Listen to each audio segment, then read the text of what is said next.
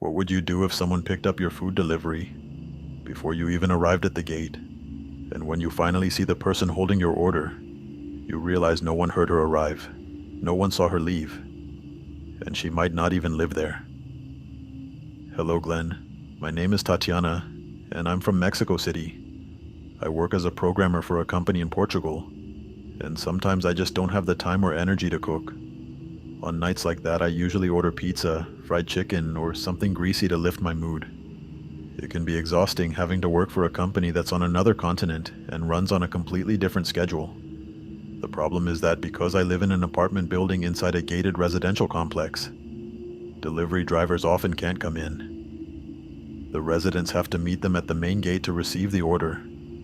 And because of where my building is located, sometimes it takes me a while to get there since it's at the far end of the complex. More than once I've made delivery drivers wait because I miscalculated the timing. With that context, one of the strangest things in my life happened to me. If I remember correctly, it was October 28th. I had ordered a hamburger and a few other things from a restaurant I really like, but my boss suddenly asked me to handle something urgent. And before I realized it, my order was about to arrive. I quickly put on some pants and tried to call the delivery driver to tell him I was on my way. But he didn't answer. And that worried me because I had already paid through the app and I really didn't want to wait longer to eat. Finally, when I was about a minute away from the gate of the complex, I noticed the app said the delivery had already been completed. And a new thought crossed my mind. What if someone had stolen my order? I called the driver again, hoping he would answer and explain what was going on. Just as I turned the corner of the sidewalk heading toward the gate of the complex, he picked up the call at the exact moment I saw something by the gate. He explained politely that someone had come out and he had given her my order. He honestly thought it was me. She had come out through the gate, looked at him, and when he asked if she was Tatiana, she said yes. Under normal circumstances, I would have assumed someone had simply stolen my food. Except that about 15 meters away, standing on the grass beside the sidewalk, there was a girl holding the bag with my order. She wasn't moving. She wasn't doing anything at all. She was just standing there, barely visible under the dim light coming from the security booth, which, by the way, was empty. I asked the delivery driver if he happened to remember what the girl looked like. There was a moment of silence between us before he admitted that she was actually a little frightening. Black hair, white dress, like Samara from the movies. In fact, he confessed with a slightly shaky voice that he had been looking down at his phone when he suddenly noticed her standing beside him. He hadn't heard her approach, and he hadn't heard the gate open. A chill ran down my spine. But I'm not the kind of person who immediately jumps to supernatural explanations. I assumed she must be a neighbor who had done me a favor by picking up the order and was now waiting for me.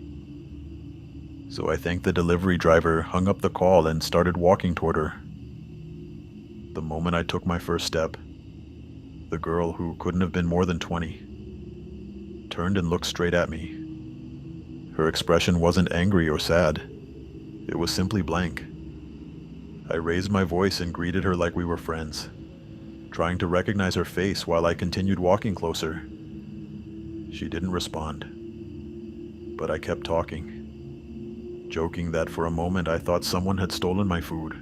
When I got about 2 meters away from her, I felt something strange between us, a cold sensation that seemed to come from her. At the time, I was still in denial and assumed it was just the night breeze.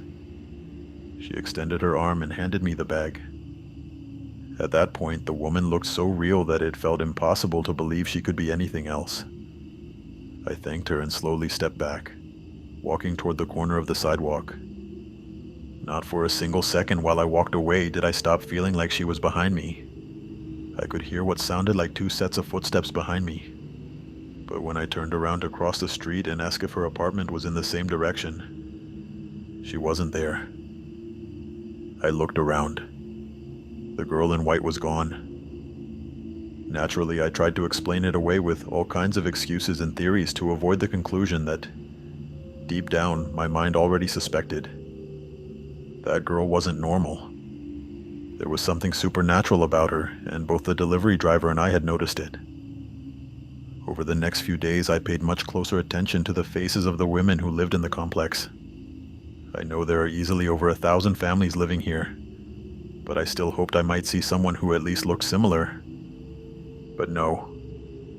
I'm sure that girl doesn't live here, and at least not anymore. What would you do if an invisible force knocked the food out of your hands and then pushed your motorcycle over while no one was there? Sometimes the scariest encounters aren't with something you see. They're with something you can't. I don't know why I accepted that order. Well, actually, I do know why.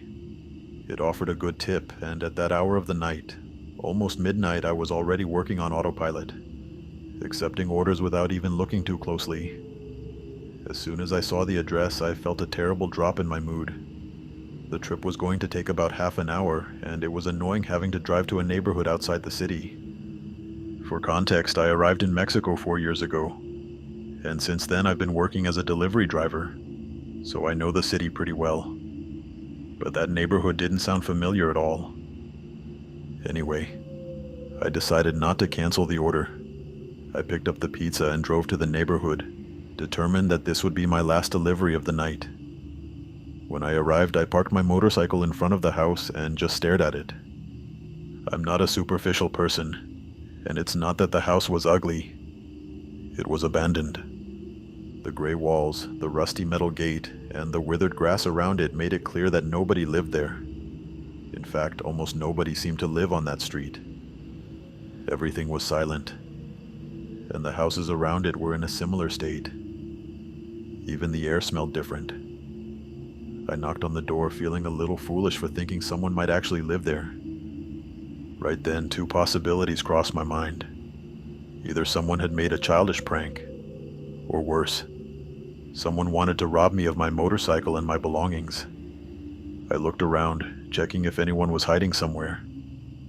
Maybe someone sitting on a corner or on the porch of one of the houses. There was no one. Not even a stray dog wandering down the street. I started stepping backward, thinking about canceling the order and taking the pizza home with me instead. But just as I was about to press the button on the app and head back to my motorcycle, I saw movement in the window beside me. It wasn't clear because it was dark inside and the glass was extremely dirty, but I swear I saw a shadow move past. And then suddenly a yellow light turned on inside the house. It was dim, but bright enough for me to see that there were things inside. Furniture, a kitchen, the normal things you'd see in a house. I scolded myself mentally for letting such small details get into my head. Yes, the outside of the house was in terrible shape, that was obvious. But there are people who don't care about how their homes look. There are people who live like that. And it doesn't necessarily mean anything. I had delivered to worse places before. So I stayed waiting at the door with the pizza in my hands. I knocked again a couple of times, but I started to get nervous because even though the light inside was still on, no one opened the door. When I was about to knock a 3rd time, the light inside suddenly turned off. I tried calling them through the app, but they didn't answer. Then I sent a message. Nothing. So there I was, standing there with a hot pizza in my hands, feeling strange in front of a door that didn't even have a doorbell. And in that tiny moment when I was deciding to leave, I felt the hit. It wasn't that the pizza slipped from my hands. Something I couldn't see literally struck the pizza box with force, bending it in half. It was a sharp hit, like someone had smacked the box with their hand. The pizza flew out of my hands, slammed against the concrete floor, and I stood there frozen, not understanding what had just happened. It took me a few seconds to process the fact that I hadn't dropped it. Something had knocked it out of my hands. I looked around, expecting to see someone standing in a blind spot nearby or maybe behind me. But when I realized there was no one there, a heavy sense of panic rose from my stomach. I swallowed hard and crouched down to pick up the pizza. I closed the box as best as I could, feeling ridiculous trying to fix a pizza that was already crushed. Honestly, I was so scared that I wasn't thinking clearly anymore. While I was picking it up, I kept staring at the door, expecting it to open at any moment. My mind started playing tricks on me. I imagined someone peeking through the window or hearing laughter behind me. But none of that happened. I turned around to leave. And that's when the thing with my motorcycle happened. First, I heard a soft metallic sound. I lifted my eyes from the ground and saw my motorcycle move slightly, as if someone had grabbed the handlebars and tilted it. I stared at it, and I swear to you there was nobody touching it. The motorcycle tilted further, and then it fell to the ground. I swear there was no one touching it. At that moment, all the skepticism that had defined my entire life collapsed instantly. My survival instinct took over. I ran to the motorcycle as fast as I could. I lifted it up and tried to steady it. And while I did that, I felt like something inside that house was watching me. But I didn't dare turn around to look back. I didn't hear any footsteps while I started the bike, but I couldn't shake the feeling that something was watching me from very close by. I sped down the street, heading downhill so fast that I felt like I might lose control of the motorcycle. My heart was pounding in my throat and the adrenaline made me feel like I was going to throw up. I had to stop at the corner at the bottom of the street because I felt like I might fall off the bike otherwise. I looked around to see if someone had followed me in a car or on another motorcycle. There was nobody. I kept going until the next corner, where there was a taco stand still open. Seeing people there calmed me down a little.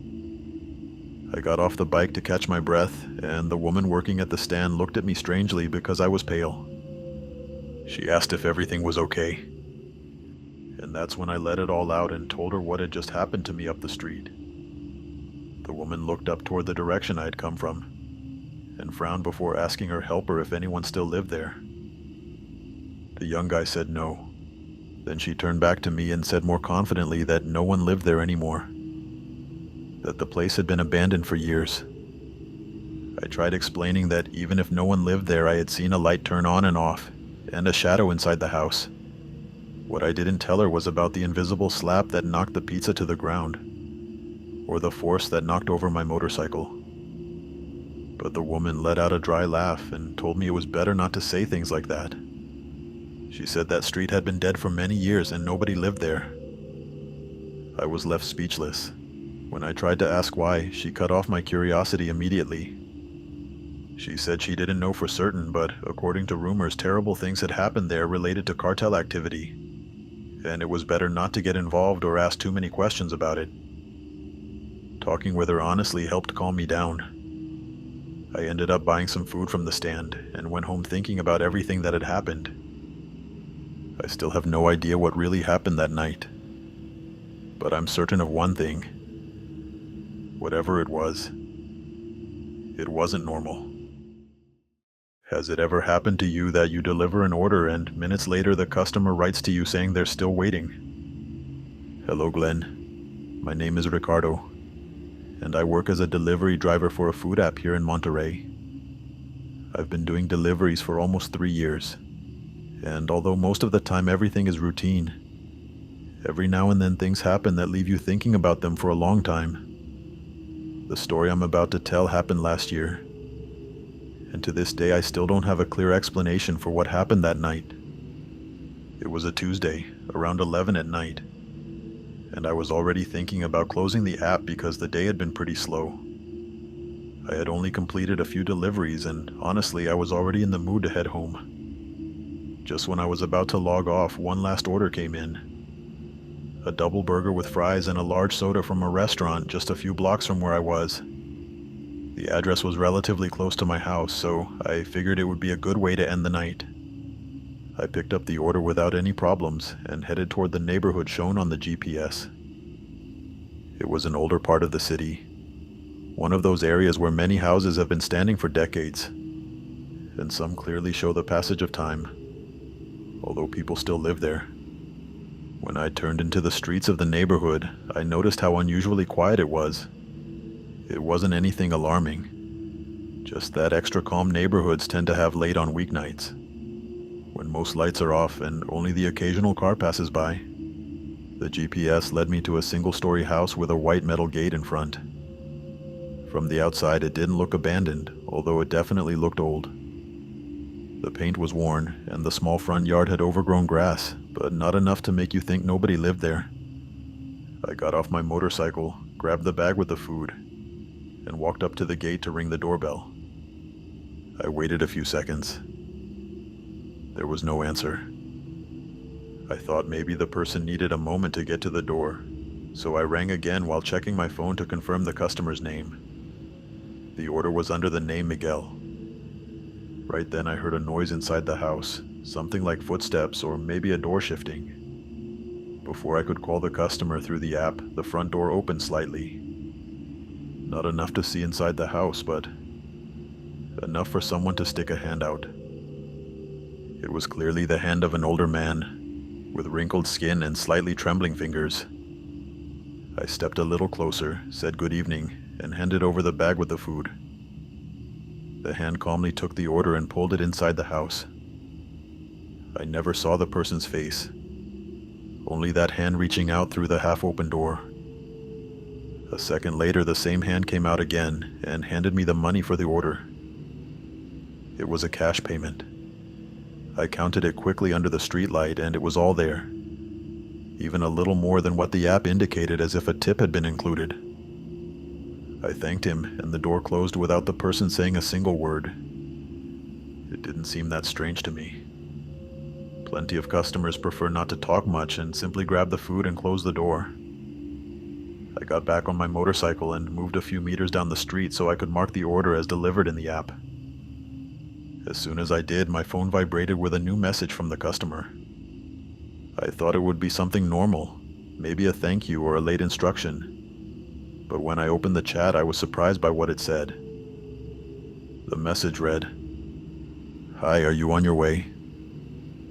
I stared at the screen for a moment, thinking maybe the message had been sent before I delivered the order, and was only now reaching me. I replied that I had already delivered the food.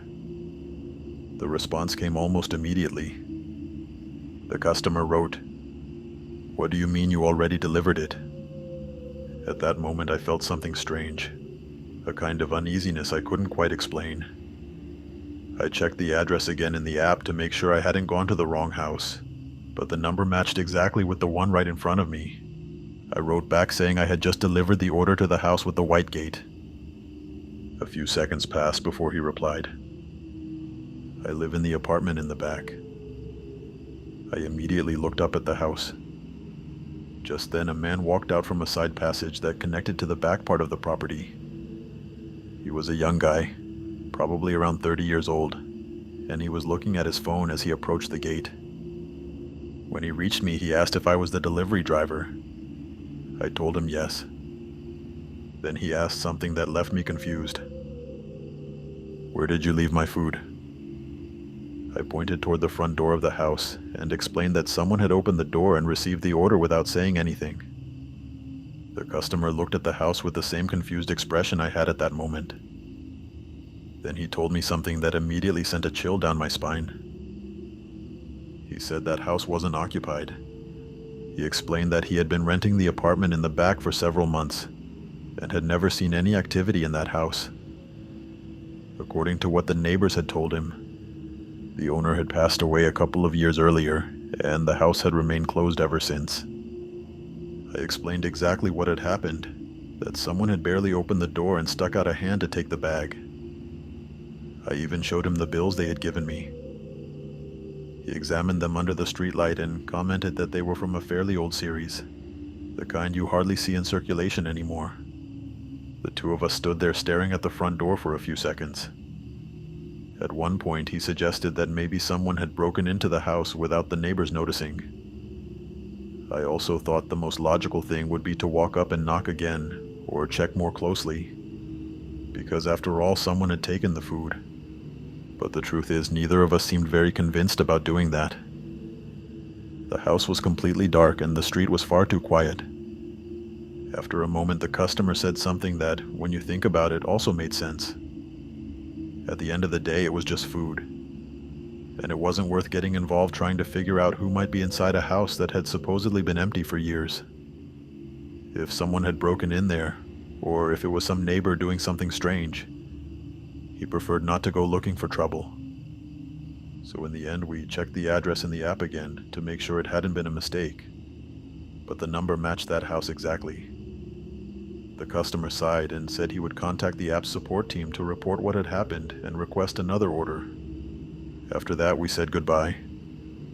I got back on my motorcycle and left that place with the strange feeling that something about the situation still didn't quite add up. When I reached the corner of the street, for some reason I turned back for one last look. The front of the house was just as dark as before, but for a second I thought I saw something in one of the front windows.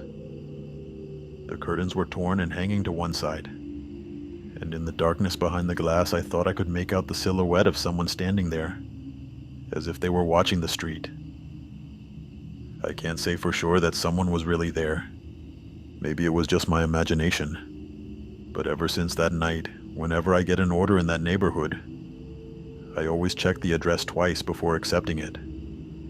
Because part of me still thinks that night I didn't deliver the food to the customer, but to someone else who was inside that house.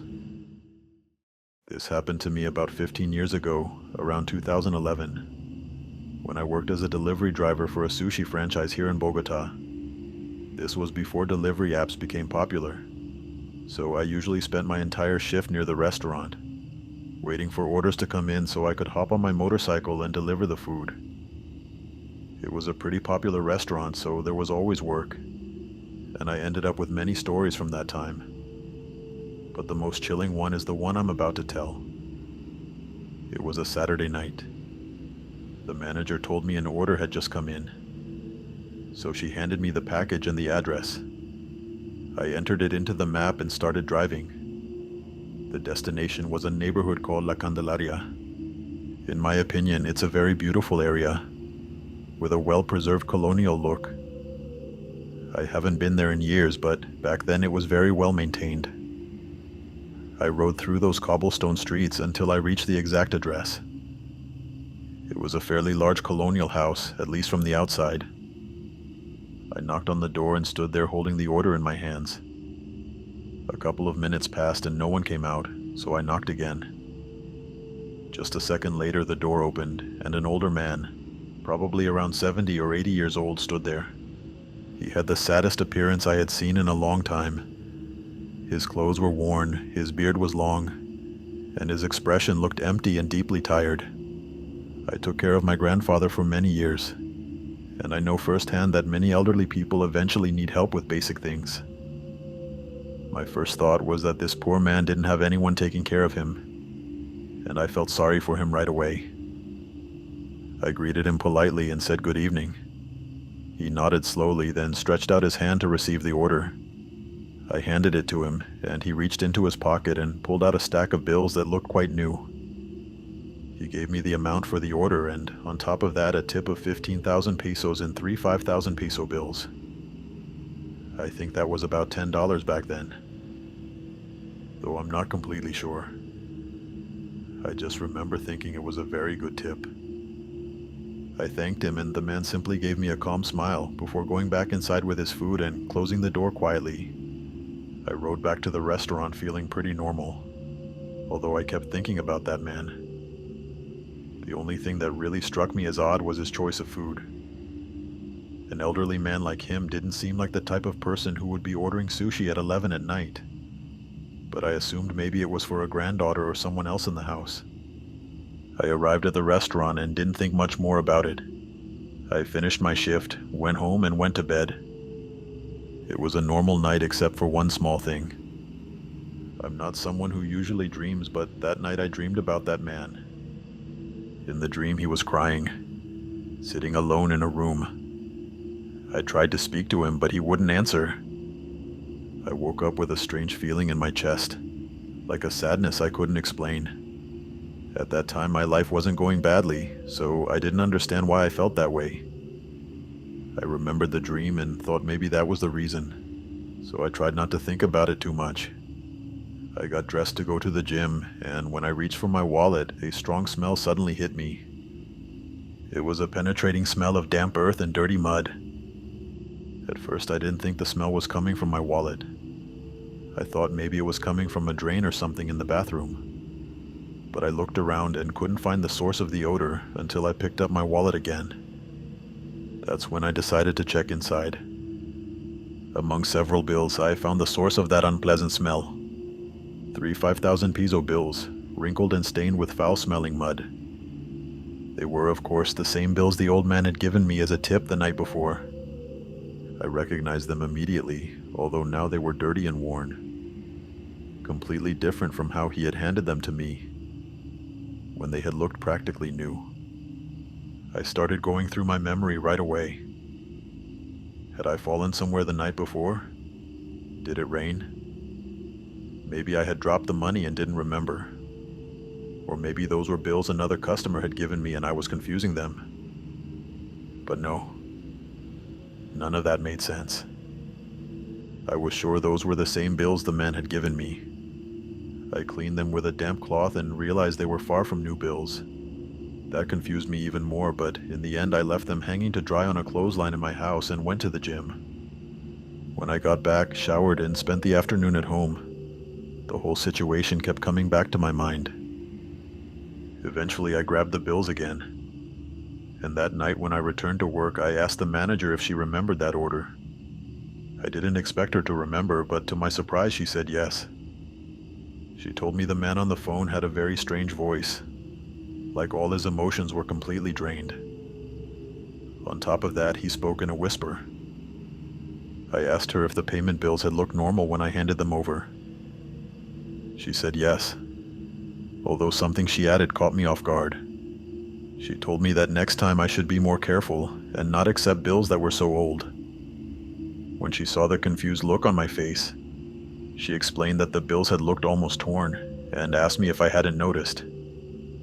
I told her I hadn't, but I didn't explain what had happened to me. I just apologized and went back to work.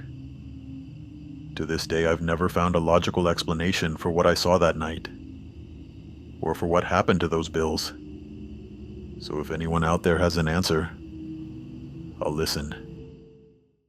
What would you do if someone inside a house started screaming insults at you? And when the door finally opened, it wasn't the same voice at all? I've been working as a food delivery driver for a very popular app for about a year now. And even in that short time, I'm surprised by the number of strange stories I've already collected. But out of all of them, the one that has affected me the most happened just a few days ago, and I hope you can read it. It was January 6th. And the day had been extremely slow, in a fairly large city, so it's unusual to have almost no orders at all. But there I was, sitting outside a McDonald's, waiting for it to be 10 at night so I could just go home. Then an order came in and I accepted it without thinking. The address was in a nearby neighborhood that I had delivered to before, one of those areas with small single-story houses. The order was from KFC. I picked it up, drove to the neighborhood, and even though I'm not a superstitious person, something caught my attention right away. The dogs were extremely restless. They were barking and growling, but not at me. They were barking at the air. It gave me a strange feeling, like something was about to happen at any moment. I arrived at the address shown on the GPS and tried calling the customer, someone named Nohelia, but she didn't answer. So I got off my motorcycle and knocked on the door. Immediately, as if they had been waiting for me, a man with a very deep voice started shouting insults at me from inside the house. He said terrible things and told me to get out of there right away. I stepped back and checked the address again. I looked at the house number twice, but it was definitely the right place. I asked if Nohelia was there. And once again that man's voice came through the door, making me shiver.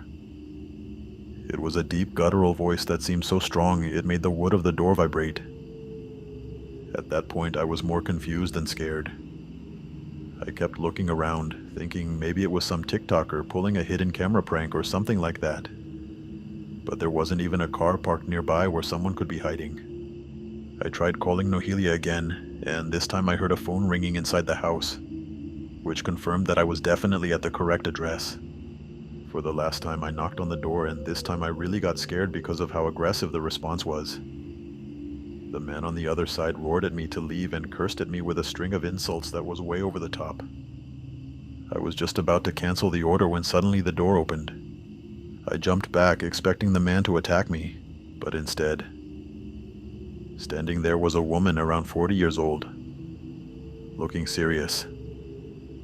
I asked her if she was Nohelia, and she nodded calmly before handing me the payment in cash. The exact amount. No tip. I was annoyed, so I asked her if she had been the one shouting all those insults.